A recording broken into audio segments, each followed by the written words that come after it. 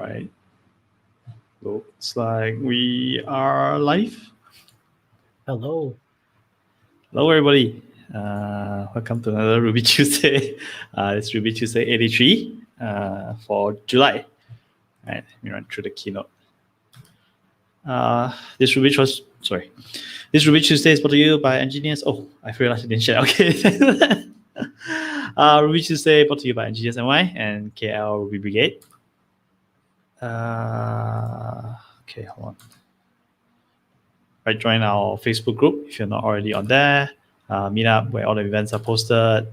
GitHub as well for all the correlated. Today we'll be having something correlated as well, so the code will all be there. Slack as well if you want to chat, ask questions, and we use Discord whenever we do a code cleaning. So yeah, join us there as well. Okay, hi. Is someone there right now? On Discord or Slack, or I don't. Hold on, let me check. I am on Slack, but I don't think I'm checking Discord just in case someone's there and saying hi. I don't think. Well, in any case, I think we're also on YouTube and on Facebook and on Twitch. I guess if someone has questions or something during the presentation, then they can just message either Slack, Discord, Facebook, Twitch, or YouTube. Yeah, they just add so many avenues.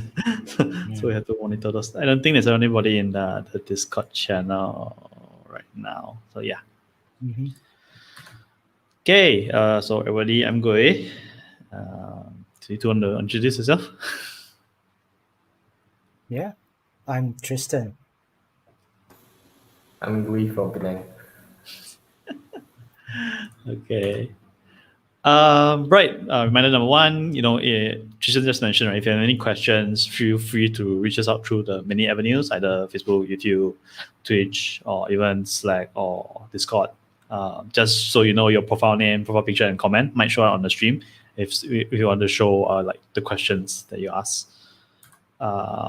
Second reminder, the event code of conduct. So we follow the Ruby community conduct guidelines. So just make sure everybody's aware. Okay, hiring shoutouts. I don't think there's any particular in mind, but I'm not sure. Tristan or good you have? There was one in I think in the chat in Engineers at My, right? Something. Where was this? I forgot. Like I'll try to find it later. But there was an interesting one. Quite. I think they're looking for some senior developers. I forgot which company, but you should try the jobs channel. There's a jobs channel in KL Ruby Brigade. There, the Ascenda. Is it Ascenda? And General Assembly. Oh, there you go. General Assembly in the jobs channel in KL Ruby Brigade Slack. Which I think it was quite some time ago, but I think someone was posting again in Facebook somewhere. So you might want to take a look at General Assembly. They seem to be hiring. Yeah. So most of the job postings will appear in either Facebook or in, like Tristan mentioned, the jobs channel in Slack. So if you're looking out, right, those are the few places you can do it. Okay, I guess we can move on. So there's only one presentation today, which is set up SSL on a Ruby on Rails app in DigitalOcean. Tristan is running this, but I think, yeah, I'll go ahead and let Tristan. Yeah. So last month we did the together with Gui, right? We did a presentation on deployment using Capistrano. So this is going to be something on top of that. So if you still have your setup from last month, it's fine. Otherwise, we are going to breeze through and speed through the whole setup just as a refresher. But before we actually do that, let me share my screen. The code that, like what we mentioned, the code is here. You go to the KLXRB in GitHub. So Ruby 2021-0601, because this was last month's repository. We're going to be using it again because this is the app that we are going to be deploying, and we are going to be using SSL 4. So we're going to be installing SSL on the server where our Ruby application is deployed to. From last I think last month's comments from Xiong, uh, they were saying they wasted buying Namecheap SSL. So it really depends on, like we mentioned on the comments there, depends on what kind of SSL you're looking for. If you're just looking for encryption, then the Let's Encrypt ones are fine. So that's what we're going to be using for now. But if you would like proper verification, like let's say you're running a bank and you actually want to guarantee to your end customers that your site is secure, there are levels of SSL certificates where they actually do due diligence, they do interviews, they check the records, company records, etc. So there are levels of SSL certificates. We're going to be using the free one, which is the lowest levels as well, and it's not like basically anyone can install it with very minimal kinds of verification. So the verification it's going to do is automated, but basically all it does is verify that you own the domain and that you can run a certificate under that domain. Speaking of domains, we are going to be setting up a domain because SSL does not work with just IP addresses. You need a domain or a subdomain for that. So, and in order to set up a domain, you need a server to host that domain, right? So we are going to be using the DigitalOcean droplets that we've done from before. Like I mentioned, I will be starting from the beginning, and we're going to be breezing through it. So if you just started right now, like you did, we're not able to attend last month, or you did not have, we're not able to follow, then you can follow along right now as well. So we'll start off with a droplet. We'll create a droplet. We'll choose Ubuntu. We'll choose basic. This is a free, like we have free credits. So we'll just use whatever is the default. We'll use Singapore. And a key. So mine, I think, is the default. Okay. We'll add GUI as well. I don't know if he needs to add that since it's here. And that is it. So again, we'll just start from Ubuntu because that's what I'm most used with. It's just a basic one, do the default, just so that, because when we're deploying, we're compiling gems, and it's just faster to compile gems with a larger droplet. We'll do it in Singapore. Just Yep. which version of Ubuntu you're using? 20.04. Okay, all right. The Just latest a note, like LTS. last round when I tried this, I don't think that's the latest LTS actually. Is it? Yeah, the latest LTS. Sorry, The next LTS will be 2022, so next year. Right, So yeah. because it's So- every two years, I think. No, So 4 last years. round, Every 4 years, 2024. I chose the latest version, 21, Yeah. 04, We usually and just it- use. Yeah, we usually use LTS because we don't want the servers to change so much. And I think you tried 21 and then you had some problems with some of the yeah, I libraries, had right? problems with the so that's why I wanted to highlight. So if anybody just follow the LTS one just for this demo. Mm-hmm. Cool. Yeah. So it's just these things. We'll do it to Singapore since we are in Malaysia. It's just easier to do the network connections there. SSH key. You might want to create a new SSH key, add that there, and then select it. It's just easier again for security purposes to not type in passwords. And you just want one droplet. Host name can be whatever is the default there, and then we'll create a droplet. So it will be creating the droplet. We will be provided an IP address. And so I will be using Namecheap because I have all of my domains in Namecheap. So if you have Namecheap, take it out and log into it because we're going to be setting up an A record. So this is my domain, pyresq.com. Right now, as you can see, it doesn't point to anything, right? I'm just squatting on this domain. And then we can start using the thing. What I'm going to do is I am going to set up a subdomain, an A record for a subdomain pointing to this DigitalOcean server. GUI. So if you're not able to pay for your own domain, GUI will be set going through a method to have your own free domain as well. So we'll do it like afterwards. So let's see, this is almost done, and then that's done. So this is your IP address. We have multiple ways to, we have multiple records. You'll see on the drop down, right? You have A record, dynamic DNS, triple A, quad A, you have aliases. What we want is an A record, and our host will be workshop, right? This is a subdomain, and Tristan, the value will be maybe a you can zoom value. in a bit, just Is to it? have the better view. Is Yeah, that fine? that'll be better. Yep. All right. So we're going to be setting up an A record. Like I mentioned, there's quad A's. So this is for IPv6, this is IPv4. Dynamic usually will need a client that changes the IP address whenever things change. You'll have like a CNAME. For our purpose, we'll just use an A record. The host will be Ruby Workshop. So that's a subdomain. So the domain will be rubyworkshop.parasql.com.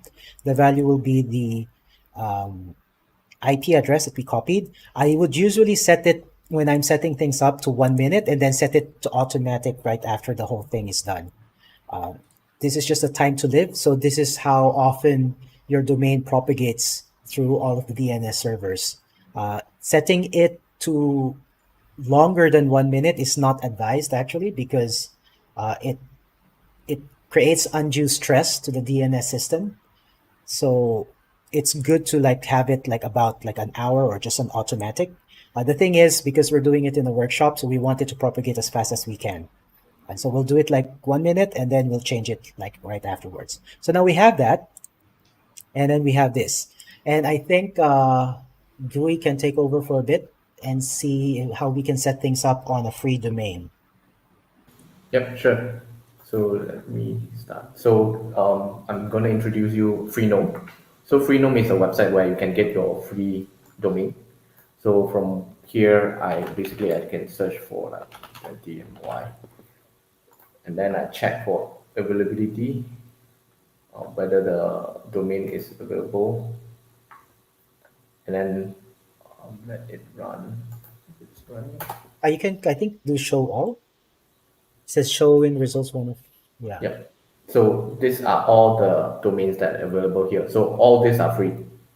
So .tk, MLGA, CF. So most of the use case here is to set up a test domain for your app, like a beta testing or staging. So you can use those because it's free.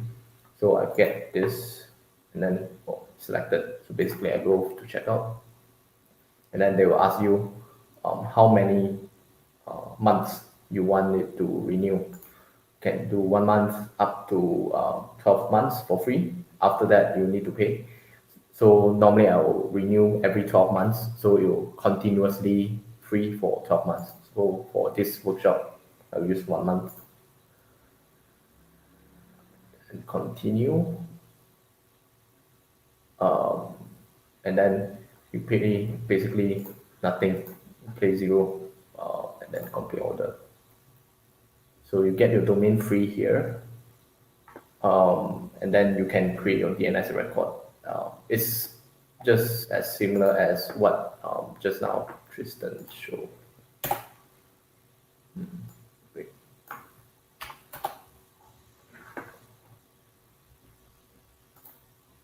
Here you go. My domains. Okay, so this is the domain that I just now bought, Ruby 2020 MY. And then manage Freenome DNS. So from here you can add the name record. So just now Ruby Workshop, and then just put the IP address at the back. So for me, I can just anything that you set for the VMIP, so that this domain will point to your VMIP. And then TTL is basically the refresh rate for each domain records. So you can set it lower, but normally we recommend it to be default. We use the default so that it can propagate to multiple DNS around the world. Then you can save changes. So for now, I'm making it to the Google DNS.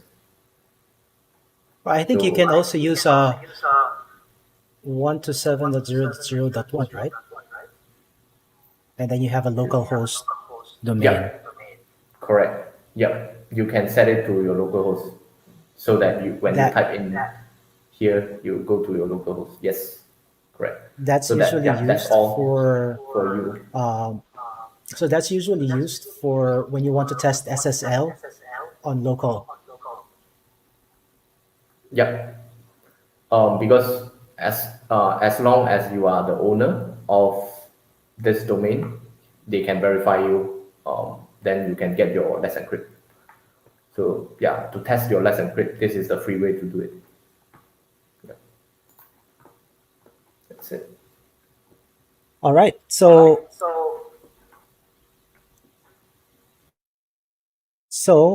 if you have the repository, we're going to be using it. So fork it and clone it, and we're going to be using a script that I just created. Like I said, we're going to be breezing through it. I'll check out master.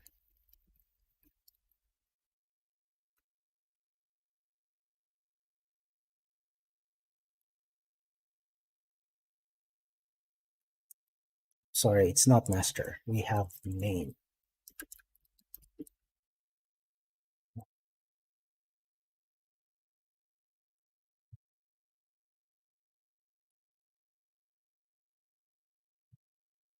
Okay, so here. All right, so you'll see a file called provision.sh.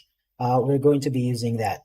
So this is exactly the thing that GUI from last month has done. It's just now it's a script that does everything in one go. So what we need to do is we have to SSH into our server. So then SSH root at IP.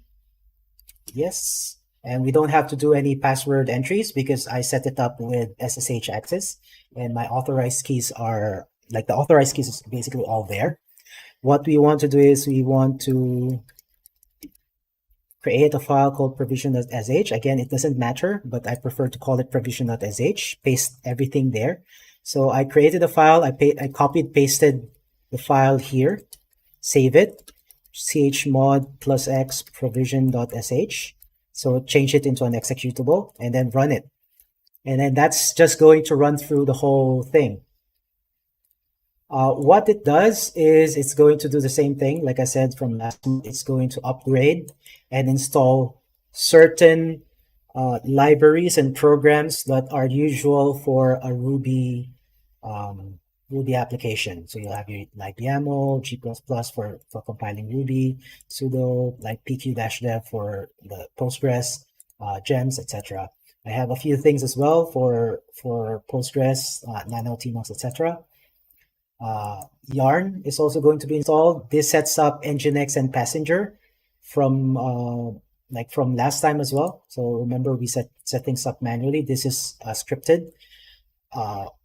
This creates a deploy user and sets up our VM under that deploy user, and also creates like the Nginx, what they call this, the Nginx configuration for that.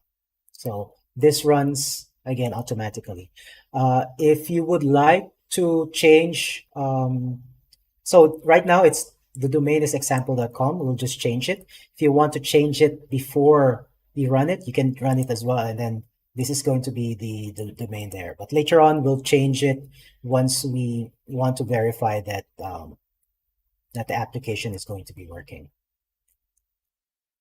All right. Do we have any questions so far while we're running the the provisioning? So this is again a poor man's provisioning script. So again, we're going on levels, right? The very basic is that you provision it manually yourself. So you need this. What would usually happen is, okay, you want to run the application, you need this library, you install it, and then you go through that hurdle, and then you get to the next library that's required to to be installed, you install that, etc. And then once you have that knowledge, you encapsulate that and crystallize that into a script. So this would be probably the next level because you already know that these libraries are the ones that need to be installed. You just write them all in the same script. And you need, like, for example, you need this particular configuration to be written into the into Nginx sites enabled, for example, then you put that into the script. The more higher levels here would be something like Puppet or Chef or something like that, or Ansible with configurations. And that's usually used for multiple machines. Because if you're going to be using scripts, for example, even manual for, let's say, 100 machines, then it's going to be very, very difficult. So you have to SSH into it manually one by one, and then run the script, then check that there are no errors, etc. But if you have something like Ansible, Puppet, or Chef, then it doesn't really matter, right? You can, what they call this, you can get things all like installed, like you can get all of the software installed before, like without you configuring a lot of things, without having to SSH into a lot of the servers. Sorry, I have to replace my Bluetooth because it's saying that battery low and getting distracted. So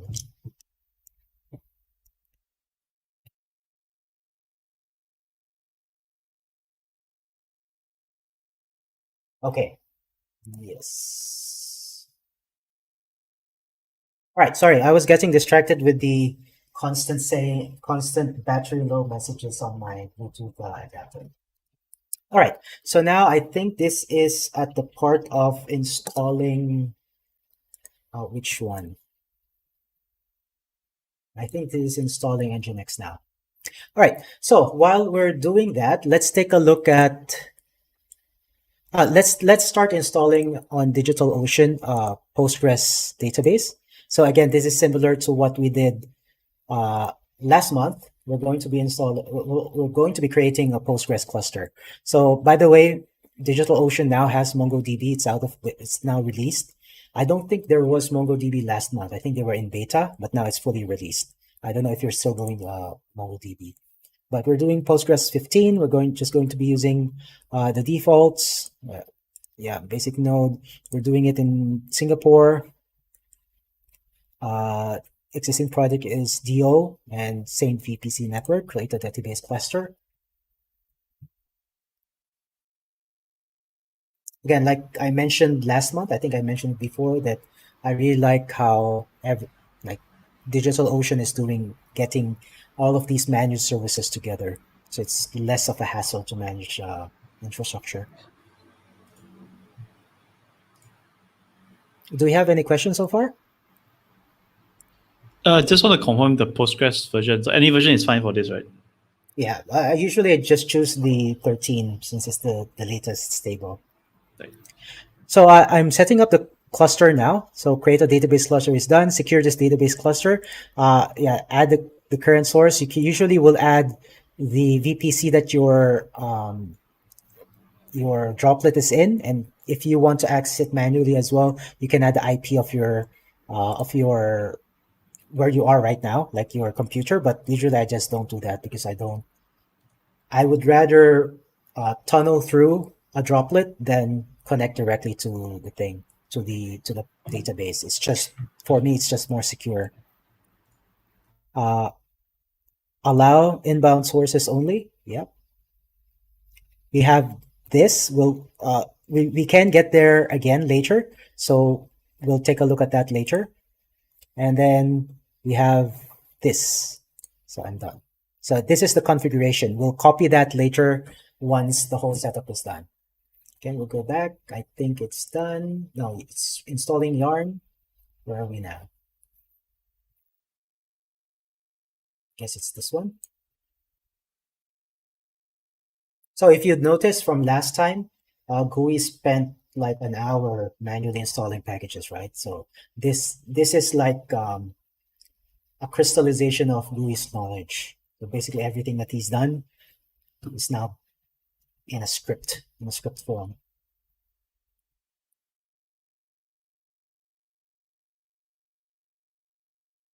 The README, by the way, has these steps as well. So if you'd like to go ahead and follow, like, I don't know, maybe you have a better connection to DigitalOcean, or so for some reason you don't want to follow through the whole thing, because this is exactly the same thing from last month. You can just go through and power on ahead. Okay, this is installing RVM, I think.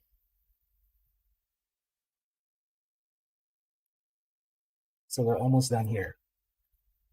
Done.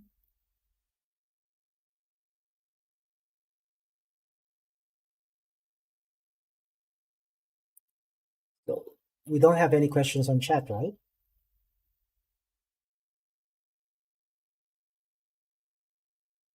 So again, this is the initial provisioning. Usually what you would do is you'd like to create something that's already stable, like something like this, for example. You provision once, and then you don't usually provision over and over other machines. You usually will just create a duplicate. You image this machine or this virtual machine, and then you replicate it to multiple other images or to multiple other droplets. I'm just going through this so that we can backtrack or like recap what we've done from before. Okay, so done. Bundler is installed, and let's see. Nginx has been restarted. Let's see if this one has it.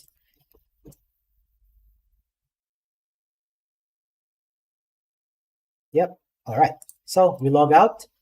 Then the Capistrano cap install things have already been done on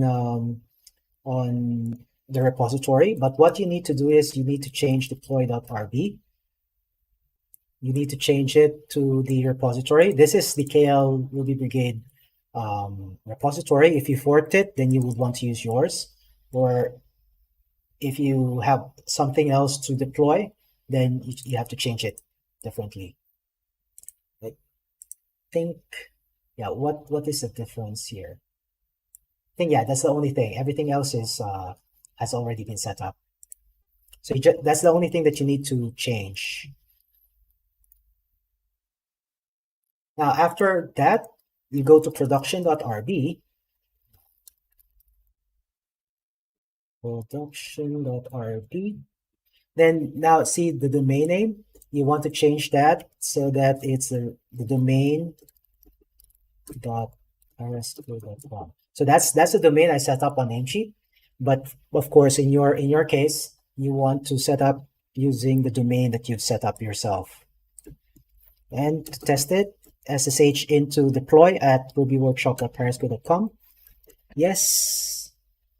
Yes.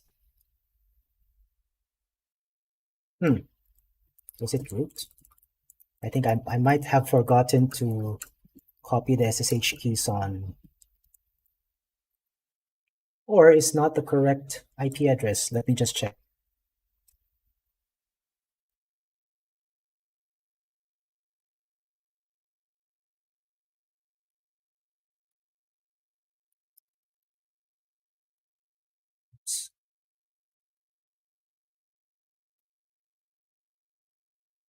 So it's either, so yeah, so we're able to access the IP. It's possible that the Namecheap thing, because I did not save it, that's why. So you have to click on the check. It always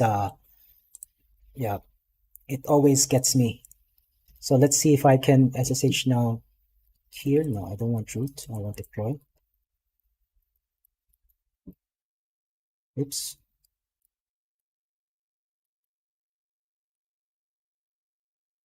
Yes.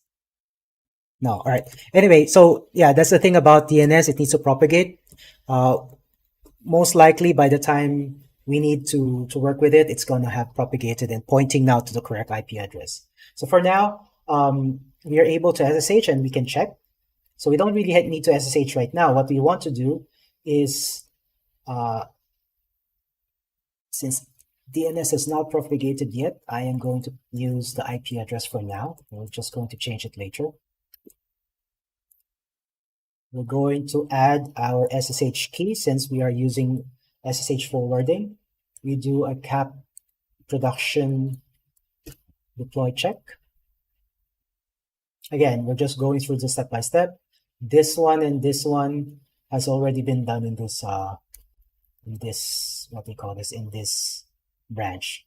So we don't need to do it. So we are expecting this because we are going to be changing it, right? So now we SSH into the machine. Oops. And we create this config file.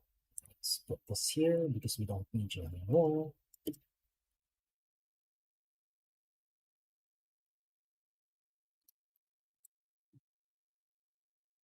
This is the example. Copy and paste it. Right. So there are going to be some things here. What we want is the username, password. These things are available on your on the DigitalOcean setup that you've created. So you go here, show. I'll just copy this back here. Now it says the password, so hide is not part of the password. Password is this. The host is this one.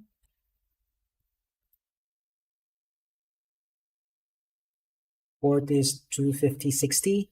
The database is default DB, and then SSL mode is acquire, as stated here. All right. So I don't need to do that here. All right, and save it. Okay, so after you've created the database config, we log out. Then we do the master key. If you don't have the master key, so you do config/master.key. I think we committed it. I think we mentioned that it's not supposed to be committed, but for this particular repository, we committed it. Yes, Gui, you wanted to say something? Oh yeah, I wanted to this is the step you previously worked on. So the database YAML location is under home deploy, is it? Just want to confirm. Yes, home deploy app shared. Okay. So basically, you just copy this path. It's going to be the location. Okay, right. I'll continue on that. Yep. Right. So I think we did not put the master key on what do you call this, on the repository, because you're not supposed to be committing that master key, but for purposes, because the encryption is through our master key. So I'm pasting the master key here. You just create the config/master.key on create it on your local, and then we're going to be doing to copy it over to the thing. Yes. So yeah. So sorry. I just, because I pasted it, I saw the comments. Yes. Last month it was in more detail. We're just breezing through the whole setup right now. This is a lot faster than what we had right now. So we're going to cap deploy it. So we're copying that master key onto the application on the server, and then we're finally going to deploy the thing. All right, so we're deploying it. So we've seen this go through. I've mentioned that this is just going through a script that does the same things as it would manually do. It will check out Git. It will Git check out the repository on the remote server. It will do the bundle install. It will do DB migrate, etc. So we'll just leave that running. What I want to show you is this, because we're going to be doing an automated way to install SSL certificates. So we're actually now into the meat of the actual thing. And it's going to be anticlimactic because this is actually very easy. So you will see that these things, this means that you have a certificate, an SSL certificate. And then you can take a look at the certification path. We've talked about it, that it's based on a chain of trust. This is the the thing that's being certified. R3 is a certificate authority, and then the root certificate authority here is called the DST root CA. And so there are only like a few, like a dozen or so root certificates. They get deprecated every now and then, which is why older browsers or browsers that don't have the capability to upgrade, they usually cannot access many of the modern SSL enabled websites because they don't have the root certificates available to them, which is why you really need to. So this is a problem, especially for IoT devices that don't have a way to upgrade, is that they might be stuck with very old certificates. And so if they need to access a service through SSL, then they will not never be able to do so because they will never be able to establish the SSL handshake. But yeah, so I will paste this onto our chat. Okay. You basically just go through the whole question and answer. Your website, because we set up Nginx, is on Nginx on Ubuntu 20.04, right? And then it's going to go to the next page. Question and answer again. We're setting up a default. We're not using a wildcard. We already SSH into the server, snapd, etc. These are all okay because Ubuntu already has snap available. I'll close this. Now, what we want is to start from step 5. So let's see if this is done yet. Nope. So it's doing a bundle install right now. Again, I'll go through the whole thing. It does the git checkout, well, git clone in this case, and a mirror.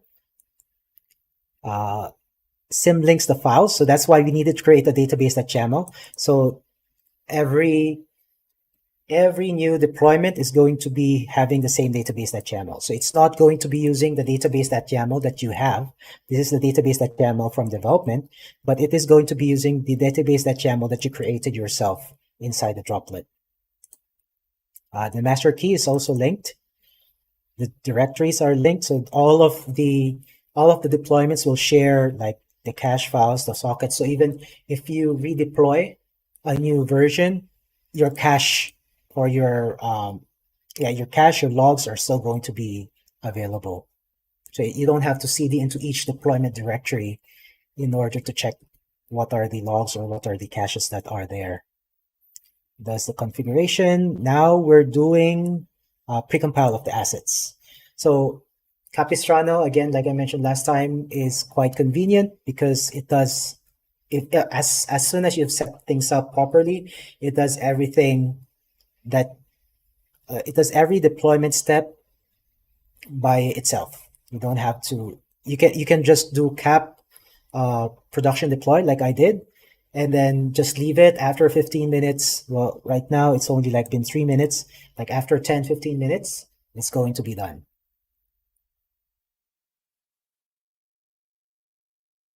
Oh, so I was just looking at the comments. Srividya says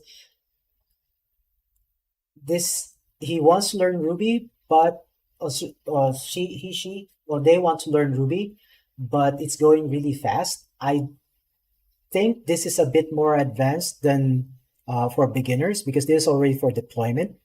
I would recommend going through past Ruby Brigade workshops. I think we have one.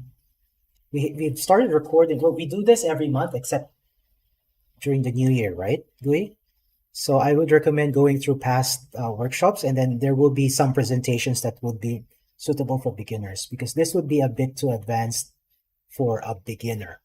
This is great for someone who's been working with Ruby already and wants to deploy their application, but probably not for a beginner who needs to learn about Ruby. Okay, so that is done. And we are going to be doing the certbot. So again, this is really copy and paste.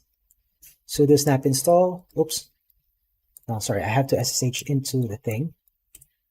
Let's see if my domain has propagated. Workshop.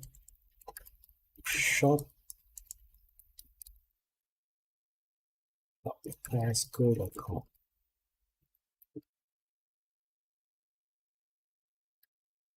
Nope.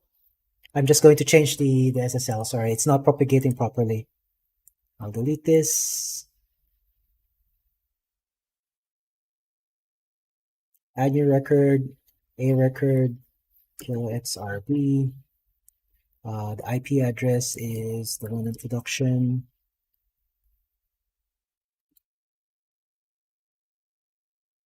I'll set it to 1 so that it's easier. Make sure I save it. Then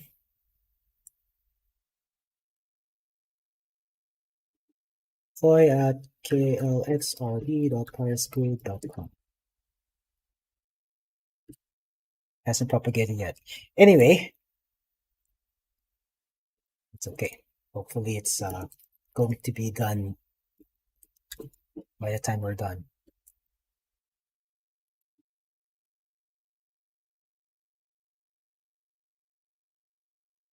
Okay, so copy and paste here.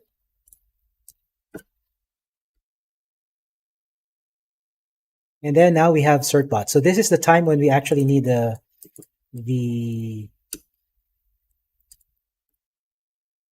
domain. Gui, can you point your TK domain to this IP? Yep. Let me. Maybe Yep. yours will be faster because right now it's not. It's so here. This is the problem with DNS.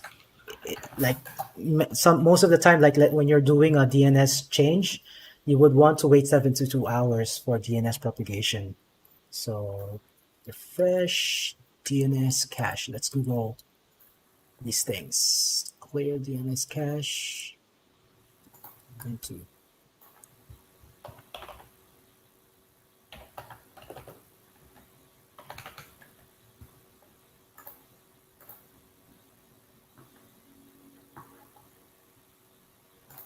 says sudo system universal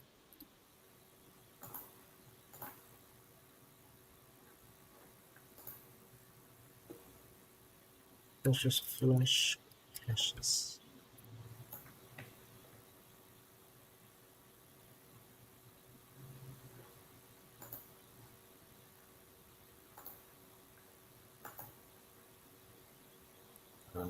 Dig.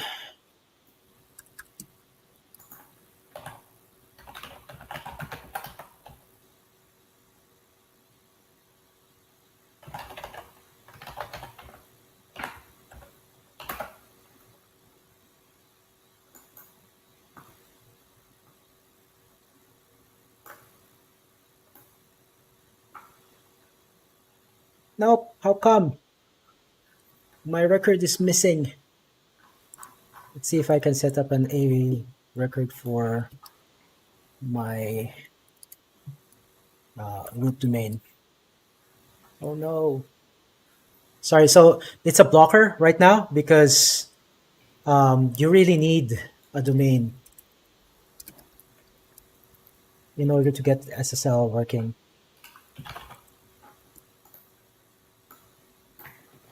What is the Namecheap DNS resolver?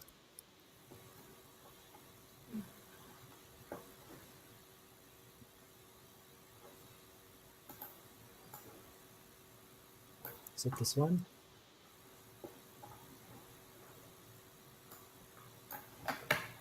I don't know. Something's wrong with my resolution, but we'll see. We'll just have to. I saved it, right? Yeah, I saved it. We'll just have to wait. Maybe I changed too many things because I've been doing changes since the last time. But so while we're doing that, we'll SSH into this. We'll configure the server for now for an IP address. We still can't install SSL until GUI can actually get his propagated. We'll change the Nginx configuration, sites-enabled app.conf. So it's on example.com. We'll just use the IP address for now. So we can access it through the IP. Oops. We need sudo.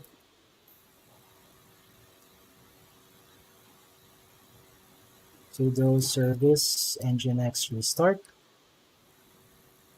And then that means if you paste that and open it, so the server is restarting, so that's why it's usually slow in the beginning. You'll see that we have our, like the application that GUI made from last time. You can create a new article. Hello, this is a test. Status public, create article, and then you have this, and then you can go back to the index. Yeah, so it's your basic Rails application from the tutorial. But you'll see here it says not secure, right? Your connection to the server is not secure because we don't have a certificate. And we are going to be installing the certificate as soon as we can actually go xrb.com. Still can't find the thing. GUI, let me know when you're when the thing is pointed because we can start putting it there. Yeah, now it's What's the still propagating. same with mine? Well, and at least for now, we can't really proceed because we need a domain to what do you call this, to get this out. Yeah, there's a dnschecker.org. You can visit that website and then it will show which DNS already resolved your domain. Can you give me the link? Yeah.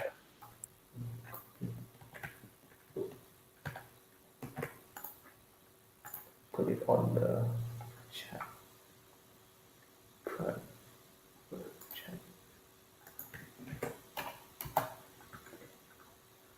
dnschecker.org. Yep. This and one, then right? you can use the subdomain and then it will show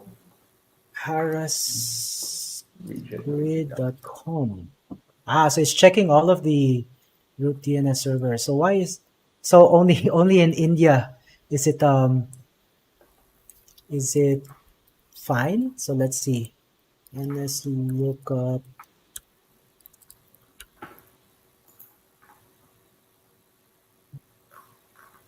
It's just that DNS resolution is slow on this IP. Unfortunately, that's how it is.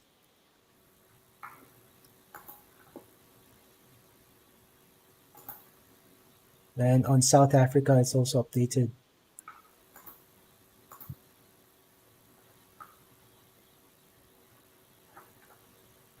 Maybe we can talk about what's Let's Encrypt. Like Sure. why Do you have something to talk about that? Because I didn't like prepare why Let's Encrypt. Let's Encrypt started. Like Yeah, if you can, I'll just keep on refreshing this until it gets resolved. so let me see. So for Let's Encrypt, I think um, when before Let's Encrypt, if you want to get SSL or HTTPS, you need to buy a certificate from like I think there's a few famous one, Symantec. There's Commodore SSL, I think, was one of the famous cheaper Yeah. ones. It was famous because it was cheap. There's VeriSign, which is like the expensive ones. And then those are days where the only way you get HTTPS is through those purchase from them. That's why there's Let's Encrypt right now. When I think the internet provider saw that HTTPS is becoming a mandatory standard, so Yeah, it needs but why was HTTPS suddenly a standard? Like before, I think, like just recently, 10 years ago, right? It wasn't that big of a deal. Even Facebook ran on non-HTTPS. Yep. I think because the browser started to phase out HTTP. Previously, browsers still support HTTP. Now they default to HTTPS. Mm-hmm. Yeah, so I think my domain already resolved. So I think Okay. What's the domain? app dot Uh, ruby 2020 my dot tk.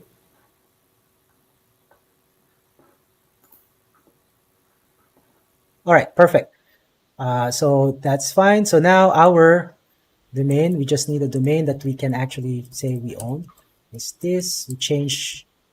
Thanks, Gui. Sorry, my DNS propagation was very bad. I thought it would make it like now, but all right. We copy this. So we SSH into it. Yes. On certbot now, we are here. So we do sudo certbot nginx, right? Copy paste. Copy paste. What happened? Did I not do this? It's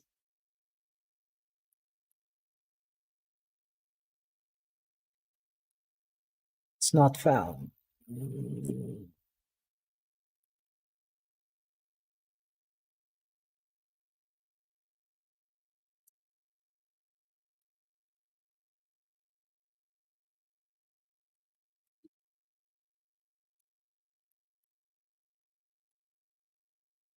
I think we missed. Did we miss this? We might have missed installing the certbot. Yeah, we probably didn't do the number 5.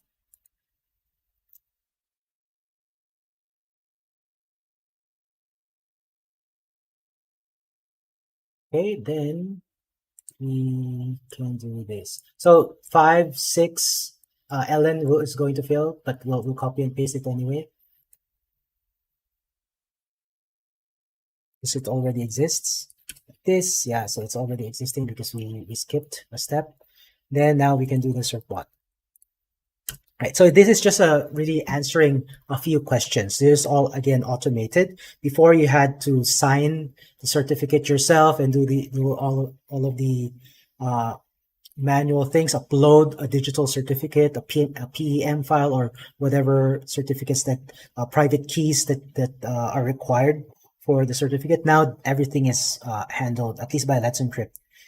Everything is handled automatically. So you need an email address just in case, for example, their root certificate needs to be revoked. They will send you an alert or an urgent email. Or if your certificate is going to expire, Let's Encrypt certificates are, I think, 3 months in expiry. The more expensive certificates are like 2 years, a year, or like sometimes longer. But usually not more than 5 years, I think. It depends.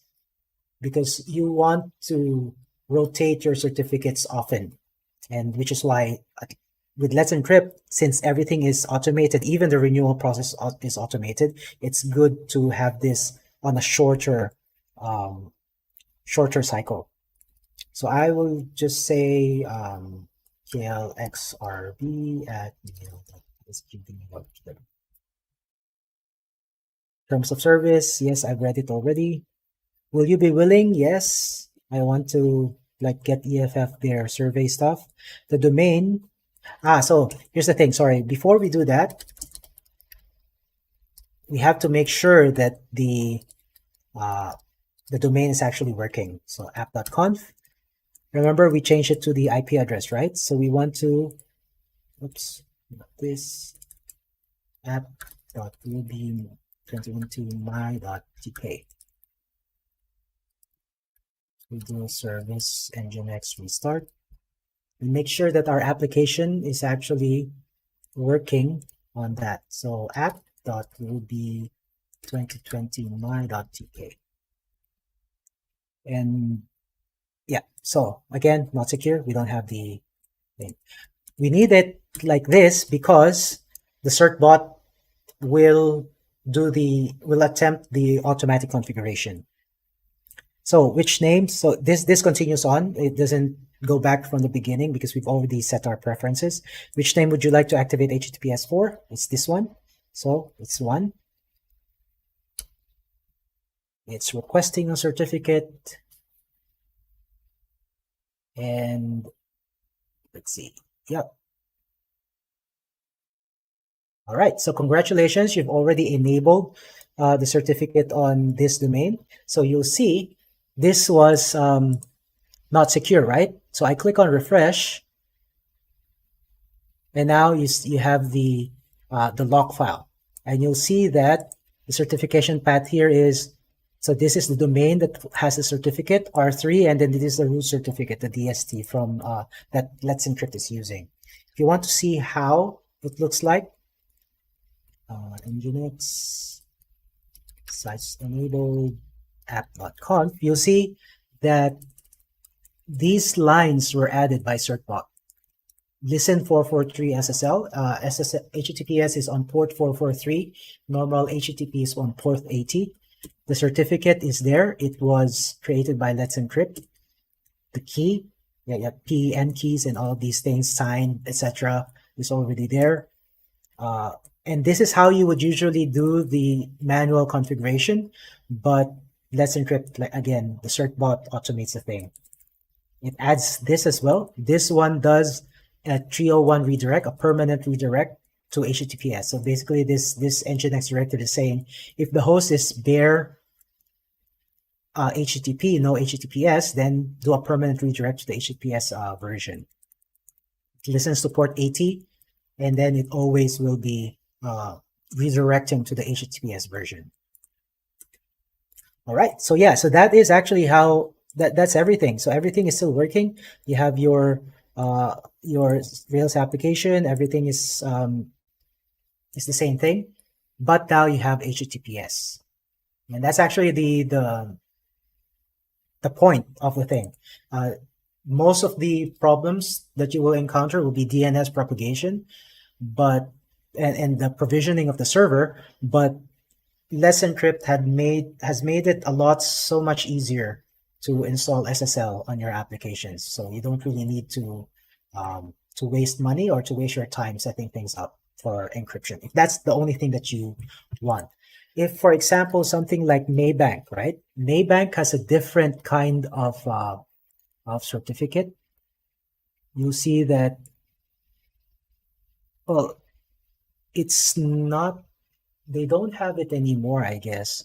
But usually you used to have like the green cards, the VeriSign green. And that was their what they call this, their unique selling proposition, that you had a green lock bar or something, that and then the whole nav bar becomes green. But I guess they don't do it anymore. Probably so that people will trust, like there's no more, so they don't want any kind of hierarchy, probably. I'm not sure what the decision was, but yeah, the certificate path is still DigiCert. Yeah, so that's it. That's it for the SSL workshop. Quite quick, like I mentioned. Most of the time spent was setting up the provisioning, but that's how it is.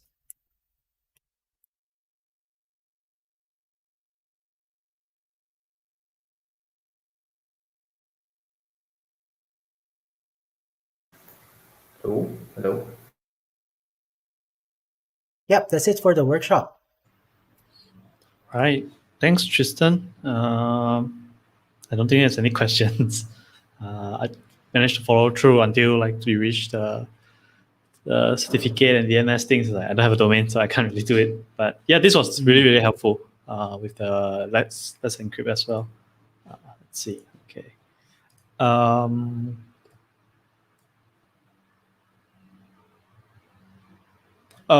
Question, I guess. Have you used Let's Encrypt for anything like quote unquote production or even production? Because you can use any domain name, right? So any, you talk about automatic renewals and all, but any gotchas that you faced before by using Let's Encrypt?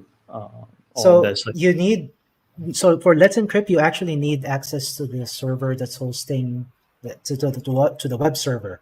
So if you're doing something like a load balancer and you're terminating your SSL on the load balancer, then it's not going to work installing it like the way we did. right? Because the SSL termination doesn't happen on the server; it happens on your load balancer. So it depends on your setup. This is a setup where you own the server, so it's good for like a small cluster of servers.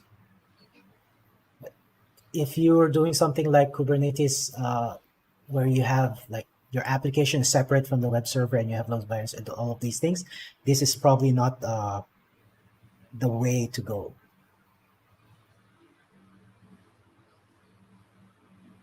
Right. So you want support at the actual like endpoint itself. I think that's what you're saying.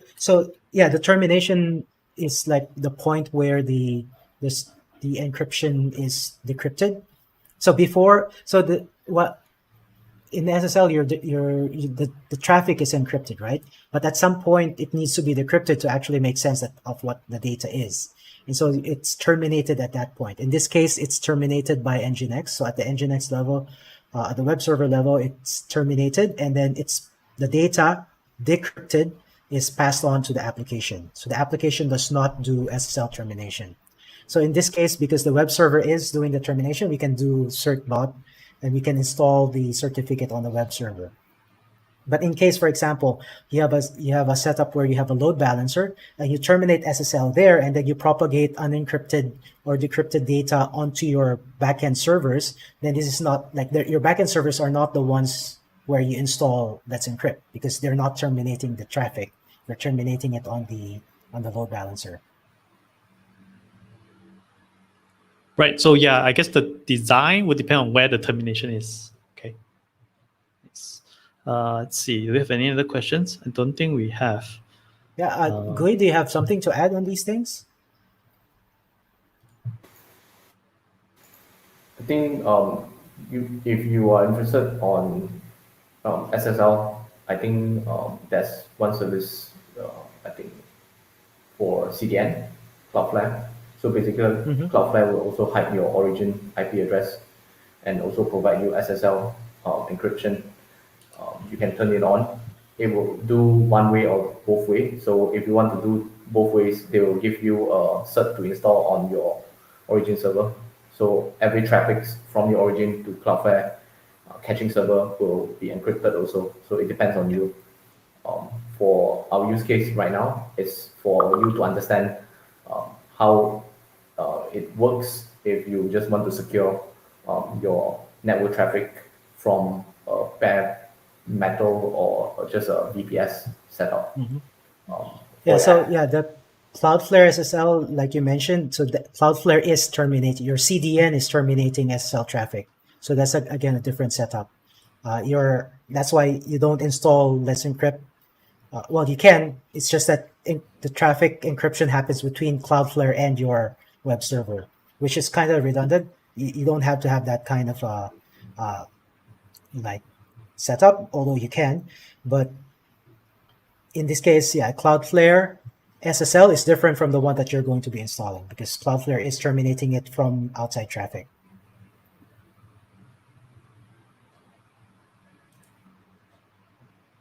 Okay then. Right. So thanks for the workshop, Gui and Tristan. Let me open this up. Okay. So like I said, we only have one presentation today, so that'll be the end of the meetup.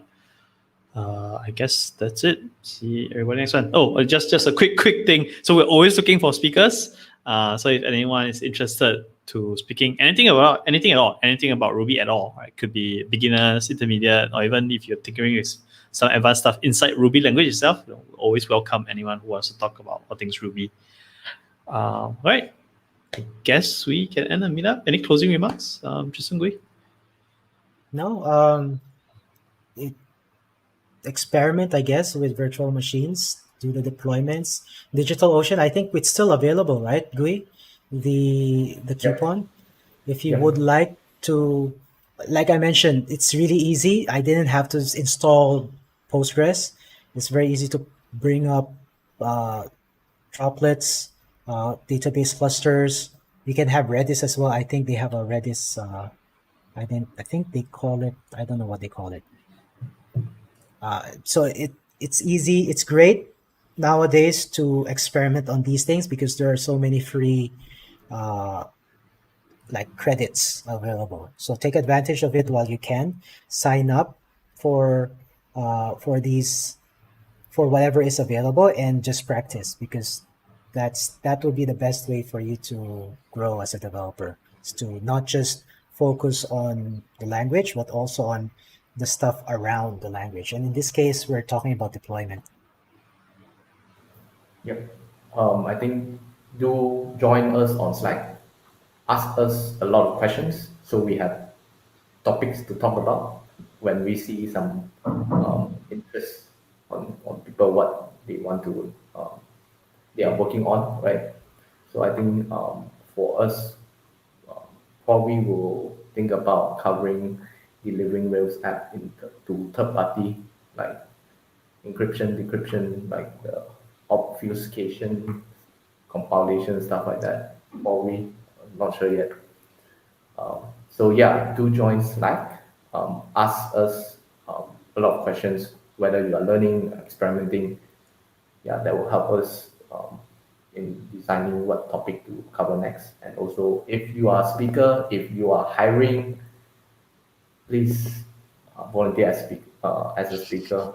Share your knowledge, share your engineering process, so that people know how your company culture works, and then you will join your company. Yep. That's a good way to promote. Okay, yeah, I think definitely agree with what Chris said, right? If you have any questions, just come and have a chat at Slack, or give other people ideas, or even yourself ideas on, like, this seems interesting, nobody's talking about it, I can give a talk about it. So yeah, don't be shy, come on. Okay then, I think that's about it. Thanks everyone for hanging out in the meetup. I'll see you all next month. Bye, see you next month.